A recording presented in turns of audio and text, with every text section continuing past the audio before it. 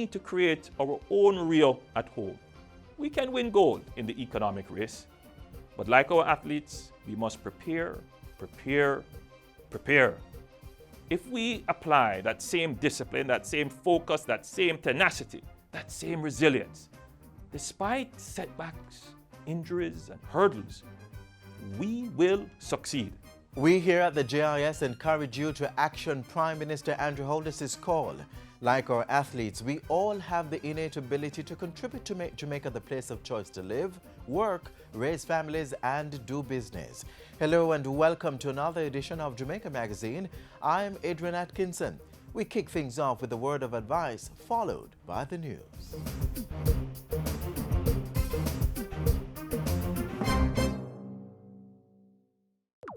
All the people then when I want Zig V, hold up your hand. Zig V in the Caribbean territory, but we now want that virus take set pan we. So make sure send us stagnant water inside and mash up all mosquito breed inside. More hole in the tin them where you dash way and change the water in your vase every day. No litter, dispose of your garbage proper. You know them the thing that we turn drain blacker. Tour your community and tour your yard for suppress mosquito. We have figure hard dash we all tire turn over drum pan for prevention is the greatest weapon. And special shout out to pregnant ladies, protect yourselves and protect your babies. Draw for your zapper and your mosquito spray. If we do all that we can to keep them away. For we know what's in me.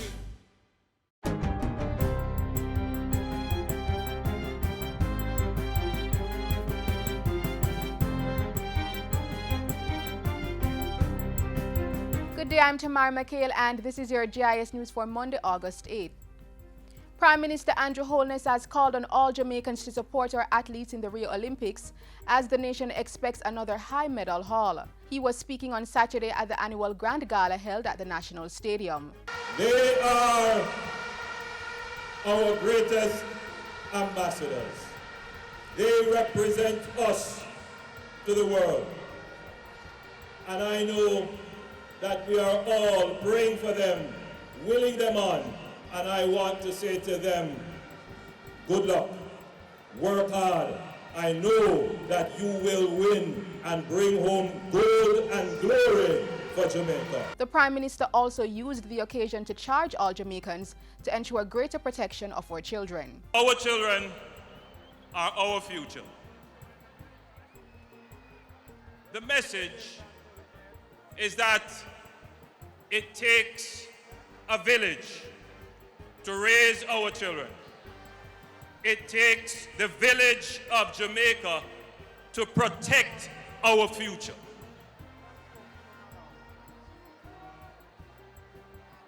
Violence against our children especially must come to an end in Jamaica. Also speaking at the Grand Gala was Minister of Culture, Gender, Entertainment and Sport Olivia Grange, who asserted that the living conditions of our Jamaican athletes in Rio have improved. The minister was responding to concerns raised from a video which surfaced recently, highlighting the living conditions in the Olympic Village. I was in touch with the delegation in Rio, and they told me that everything was like 99% okay, and that everything will come together and the athletes are fine. Minister Grange will leave the island this week to support the Jamaican delegation in Brazil. While I'm there, I'll be there to give support to the athletes, to make sure everything is okay, working along with the JOA and all the volunteers that are there and be a part of the team. This year's Grand Gala celebrated our 54th independence under the theme, Let's Get Together and Feel All Right. Meanwhile, on Sunday, a new Miss Jamaica Festival Queen was crowned. The title went to Kaisha Randall from St. James. The West has taken the two top prizes. The Westmoreland has taken the second prize and St. James has taken the first prize. And that's good because Kingston is not Jamaica. Miss Westmoreland Felicia Samuels placed second and Monique Robb Miss St. Mary placed third. The Festival Queen competition, which began in 1963, encourages the development of cultural awareness, talent and creativity in some of Jamaica's most gifted women. In other news, Senior Assistant Director of the Legal Reform Department at the Ministry of Justice, Luciana Jackson, has been appointed as a board member of the International Society for the Reform of Criminal Law. The appointment was made during the Society's 29th Annual International Conference held in Canada recently. The International Society for the Reform of Criminal Law is a non-profit charitable association in Canada. The Society, as part of its purpose, aims to aid in the exploration of transnational strategies to improve criminal law policy and legislation. Mrs. Jackson, an attorney at law for 12 years, was invited to the conference at which she was nominated and then elected by the general membership. Members of the Society are pooled from Australia, Canada, the United Kingdom, New Zealand, other Commonwealth countries, the United States, Europe, and Israel. Justice Minister Delroy Chuck, in congratulating Mrs. Jackson, said this appointment speaks to the indomitable stance of the Jamaican government for legal reform. And finally, Sport Minister Olivia Grange has congratulated national representatives for what she described as a weekend of sports achievements. On Sunday night, the Jamaica Tallowas won the Caribbean Premier League title for the second time after defeating the Guyana Amazon Warriors. Also on Sunday night, Alea Atkinson qualified for the final of the 100-meter breaststroke at the Rio Olympics 2016. Before those achievements, earlier in the day, Tonian Williams created history by being the first Jamaican gymnast to compete at the Olympic Games. The sport minister said these are incredible achievements of which the nation can be proud. She added that the achievements come as a fitting gift as the country celebrates 54 years of independence. And that's it for JIS News today. I'm Tamara McHale. Thank you for watching.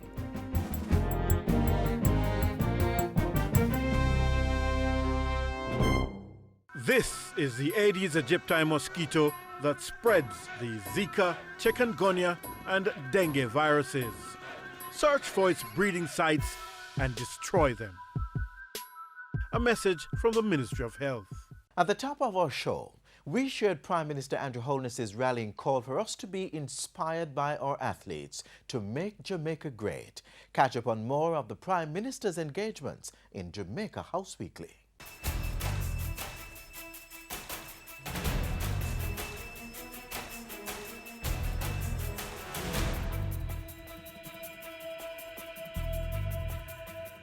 Prime Minister Holness delivers independence message while calling on our nation to support our athletes in Rio for the Olympics. You're watching Jamaica House Weekly. I'm Carrie-Ann Smith. It is fortuitous that we are celebrating our independence at the same time that our athletes are in Rio, all set to bring again glory to this small nation, an athletic superpower. Our athletic prowess is one indication of our excellence as a people. It is a metaphor of our distinction. The Prime Minister giving his independence message on Saturday as Jamaica celebrated its 54th independence. He also called on all Jamaicans to build a culture compatible with economic prosperity. Also on Saturday, as part of the independence celebrations, the Prime Minister was in attendance at the annual Grand Gala at the National Stadium, where he also used the occasion to usher in support for our nation's athletes in Rio. They are our greatest ambassadors. They represent us to the world. And I know that we are all praying for them, willing them on, and I want to say to them, good luck, work hard. I know that you will win and bring home gold and glory for Jamaica. He also used the occasion to encourage all Jamaicans to care and to protect our children. Violence against our children especially must come to an end in Jamaica. Also last week, Prime Minister Holness and his team from the Ministry of Economic Growth and Job Creation hosted a strategic ministry retreat which included the Permanent Secretary, heads of agencies and other directors. During the retreat, he directed them to streamline the ministry's operations to improve efficiency. You are going to have to look at every single business process that you undertake. In other words, every bit of delegation, every bit of process that you do for decision making, for applications, for approvals. How can we bring in technology? How can we flatten hierarchies to make them more efficient? Also speaking at the retreat were ministers without portfolio in that ministry, Dr. Horace Chang and Darrell Vaz, who called for greater collaboration among all sectors in government. We look at how we can efficiently collaborate, and each sector working with each other in a synergistic manner rather than a contentious and competitive manner. That is the critical issue that is out there. I'm confident that under the leadership of Prime Minister, my colleague ministers, Permanent Secretary, Director Generals, CTDs, heads of agency, and the entire ministry staff, that if we work together, one common goal, one common objective, building Jamaica, putting all partisan colors aside, we will make it happen. During the week that was, Prime Minister Holness received a courtesy call from the Board of Directors of J. Ray and Nephew Limited. The Prime Minister last week also expressed regret at the passing of Faye Tortello, a former honorary consul for Italy, and the oldest sister of former Prime Minister Edward Siaga, who died 3 days before her 85th birthday. In a statement, he described Mrs. Tortello as a savvy businesswoman who brokered a number of projects at no cost to the government, including the rehabilitation of the JPS power plant at Old Harbour and the Bustamante Children's Hospital. Tribute was also made by the Prime Minister to the late television producer and founder of Phase 3 Productions, Richard Forbes, affectionately called Pardy, who died last Wednesday. He described him as a man of great vision who transformed film and television production in Jamaica. And that's how we close this week's Jamaica House Weekly. Join us next time for more of the stories coming out of the office of the Prime Minister.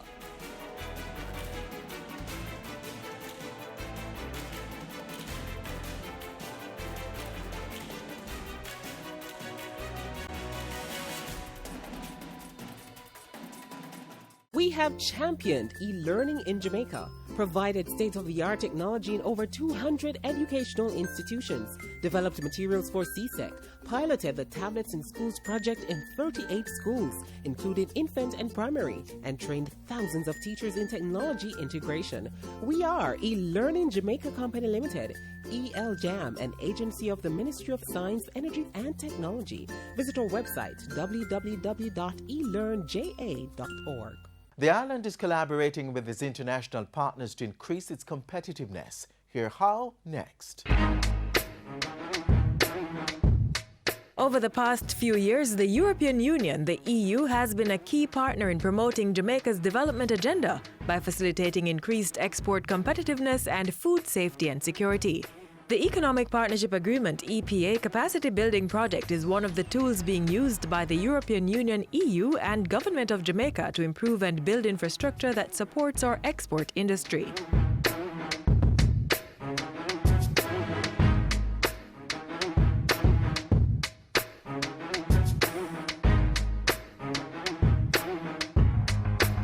The EU-funded project, which is being implemented by the Planning Institute of Jamaica, PIOJ, seeks to improve our nation's productivity and output in agriculture, resulting in economic growth. The LEPA agreement, Economic Partnership Agreement, was signed in 2008. All the members of CARIFORUM and as well as the 28 member states of the European Union. It's a trade, but it's also a development agreement. It also foresaw the idea of getting support from the European Union to the different CARIFORUM countries to export and have access to the European market. The type of activities that we have been implementing here basically was to upgrade laboratories to be able to test the products to comply to European standards, so therefore raising the standard. That includes not only providing the equipment but also the training. Result number one of the project: increased capacity for product testing and certification for compliance with international standards has been achieved. This means that a number of public sector food testing laboratories have undergone the accreditation process and are now ISO 17025 accredited. To be ISO 17025 accredited means that tests of Jamaican foods being exported to other countries by ISO 17025 laboratories will be readily accepted at ports of entries worldwide and will not be subject to delays that can adversely affect the quality of the produce. The laboratories that have benefited from the accreditation process include the Microbiology and Chemistry Laboratories at the Bureau of Standards Jamaica, the BSJ, microbiology, residue testing and parasitological laboratories at the Veterinary Services Division of the Ministry of Industry, Commerce, Agriculture and Fisheries (MICAF), pesticide research laboratory of the Chemistry Department at the University of the West Indies (MONA), plant pathology laboratory of the Plant Protection Unit (MICAF), and the plant virology laboratory at the Plant Protection Unit at the Ministry. We received a lot of renovations. So our lab was actually split, walls done, cupboards, tiles, everything was done to meet more international standards. Then at the front of our building, we had 2 new rooms being made. One for a submission room where we'd meet our clients before they'd come straight into the building. And as a quarantine building, that was actually a big no-no. During 2014, we received 7 pieces of equipment valued at over 30 million Jamaican dollars. These were used to strengthen our quality system and help assist us towards having the labs accredited. The Pesticide Research Laboratory has received assistance in the form of refurbishment of the laboratory, training of the laboratory staff, as well as analytical equipment and related supplies. One of the basic piece of equipment we got was a LCMS, valued at about 350,000 euros. We have also had an incinerator, we've had water softener, we've had an oven dryer, and we also had several training opportunities for staff abroad. The plant quarantine, plant produce inspection branch at MICAF has also benefited from the EPA project. EPA is pivotal in our safeguarding effort because there are times when we intercept things that are imported that have pests on them. These must be destroyed. And so the incinerator that we are getting through the EPA is going to play that very special role. The long-term impact is pretty much one that will now allow us to conduct the relevant tests in compliance with the markets that we're trying to access so that our farmers, our processors, our producers can export their products and have them tested at the level where we are satisfied that we can compete with any developed country in the world. They have allowed us to make the test methods complete in a shorter time. They have allowed us to automate test methods, and they have allowed us to meet turnaround times in a more satisfactory manner for our clients. But that's not all.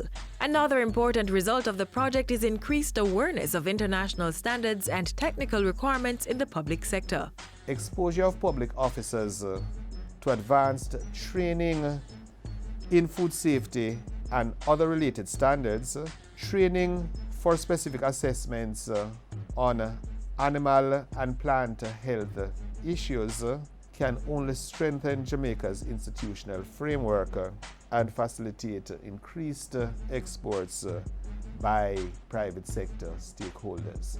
And the EPA team continues to work on the sensitization of and dialogue with the private sector on technical barriers to trade, TBT, and sanitary and phytosanitary issues, SPS. The private sector is directly involved in the production and export of food and agro-processed products and deals directly with the different trade issues. Food exporters must meet the TBS and SPS requirements of the countries importing their goods. So it's clear that the EPA capacity building project has already started to significantly transform the Jamaican business sector, resulting in sustainable and economic development. And the EPA2 project further enhances this transformation. The EPA2 financing agreement was signed in November 2014 and is being implemented on a phased basis. A part of this agreement focuses on providing assistance to coffee and spices industries, 2 sectors with the potential for increasing exports from Jamaica to the European Union. EPA1 project focused only on institutional aspects and trying to bring the laboratories to ISO standards. And the second one built on this, and then is when we have introduced the specific support to the 2 industries. The particularity, in order to do that, we have got an agreement with the International Financial Corporation, which is part of the World Bank Group, which specializes in support to the private sector, and they are responsible for the implementation of this component of the program. The Economic Partnership Agreement Capacity Building Project will continue to contribute to Jamaica's national export strategy, supporting Vision 2030 Jamaica National Development Plan to make Jamaica the place of choice to live, work, raise families, and do business.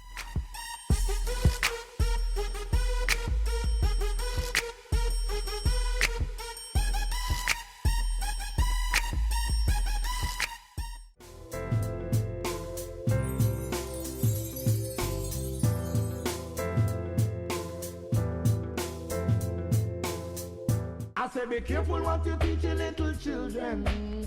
Make sure I know something to hurt them. Mind what you saying to my sister. She could be the next Prime Minister. Sexual abuse is always a very difficult thing to confront, particularly when the alleged victim is a child. Parents, if it is that you suspect that your child has been sexually abused or is in a vulnerable set of circumstances where an abuse may occur, we encourage you to have dialogue with your child. Take the child to the pediatrician who normally attends to the child. If there is no such pediatrician, take your child to the clinic, to the hospital, to some medical practitioner who can do an assessment for you. It's very important as well that we don't just look at the physical side, but we also seek to find the kind of psychosocial support that a child may need. Does the child need a session with a counselor? Does the child need to speak with a pastor who is used to dealing with these issues? Does the child need to get that ongoing psychological support to assist with the healing process and also to assist the child in becoming strong enough, as it were, to deal with the various processes that will follow once it is that you suspect an abuse has occurred? If it is that the child actually discloses when you engage the child in discussion that yes, mommy and daddy, I was abused, we encourage you to entertain the child, to listen to what the child has to say to you, and to take it very seriously. So we really urge you to have those discussions and to seek guidance in terms of, do I speak to the police about this, which we always say you have to. Because once a child has been sexually abused, it's a criminal matter, and it means that once at all possible, the child should be assisted to go through the processes so that the perpetrator can in fact be held accountable. Support your child and let them understand in very clear terms that they are not the cause or the reason for this abuse having been perpetrated. But the most important element is to support them, get them access to the services that they need, and give them a chance to have you give them that listening ear. For these tips and of course any other information that deals with children, that is anyone under 18 years, please feel free to contact the Office of the Children's Advocate. We're at 72 Harbour Street, downtown Kingston, and our numbers are 948-1134, or website www.oca.gov.jm. Thank you. Watch what you teach your little children. Make sure I know something to hurt them. Mind what you saying to my sister, cause she could be the next Prime Minister. The youth of our nation are the pillars upon which we will be building our future. Hear government's plans for this important demographic. To the love and walk come driving age, and the youth can't even read a license plate.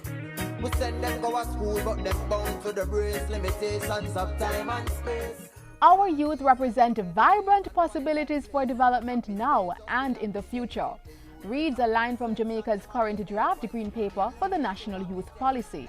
The nation's youth, as defined by the United Nations, are those within the 15 to 24 age group. They play a critical role in Jamaica achieving economic growth and development. It is for this reason that State Minister in the Youth Ministry, Floyd Green, recently hosted a consultation session with young leaders from across the nation. Shantae French, and I'm the Region 1 Assistant Secretary. My name is Ashawn Edwards, Student Council President at St. George's College and also the NSCC Assistant Treasurer. My name is Alton Ratchery, President of the National Secondary Student Council. They and their peers were introduced to the Youth State Minister's vision and course of action for the way forward. But more important to hear from you, because in my vision and in my direction, I believe that you have the answers, the solutions to the problems facing our young people. So what are some of the things that the Youth Ministry plans to focus on in the next couple of years? We can make it if we try. Only if we try. Both of you would have been involved in the configuration of the youth policy. You know it's now at green paper stage. After the green paper, there were some consultations that were had. We're now collating all of that information to see the, positive, constructive suggestions that were made in relation to the youth policy. So we will have to spend some time reviewing what is there. After we've reviewed what is there, then moving forward to put forward a policy that captures the vision that we have for the ministry in the quickest possible time. We want to revamp them. We want to revamp how they are looked at. We want to revamp the approach that we take to them. Now they're branded as safe spaces. We want to change that. We want them to be seen as creative places. We want to change them from really youth information centers to youth innovation communities. So we're going to start looking at our information centers as our thinking labs and creative spaces. How are we going to do that in a real way? One, we're going to form what we call a youth advisory council. In essence, it's a group of advisors for the minister. In the short term, it's a group of advisors, youth advisors, for the ministers of education and youth. The advisory council will sit, meet with the ministers will go over their ideas with them, the advisory council will give feedback that ministers can then take into account when crafting policy. There was a time that there used to be a youth parliament. We believe it is critical in reinforcing ideas of democracy, rights, responsibilities. We know a lot of our young people have given up on politics regardless of political party, right? We have to, through agencies like the Youth Parliament that can engage young people in parliamentary style debate on real issues, find a way to re-engender that trust, that confidence, and for them to understand what politics really is. So we're going to bring back the Youth Parliament. We want to bring it back this year.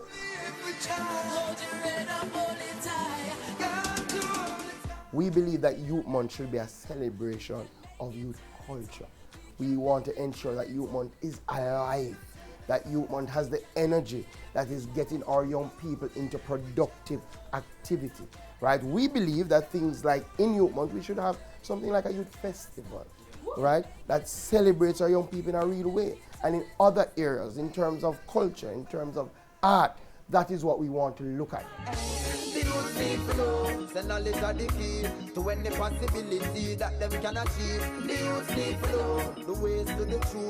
But we want you to understand that this is your country, your ministry, and you are going to set the parameters. What then is the vision of the Ministry of Youth? And that is clearly to provide that platform that enables our young people to ensure that they can be the global world changers that we know they are.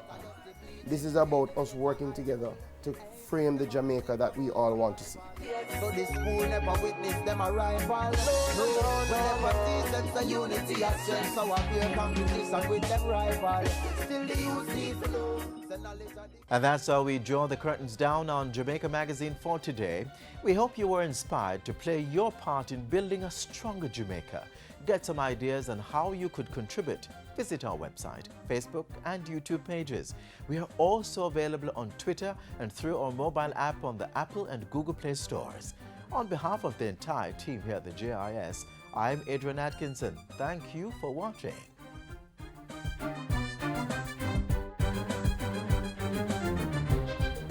This has been a production of the Jamaica Information Service, the voice of Jamaica.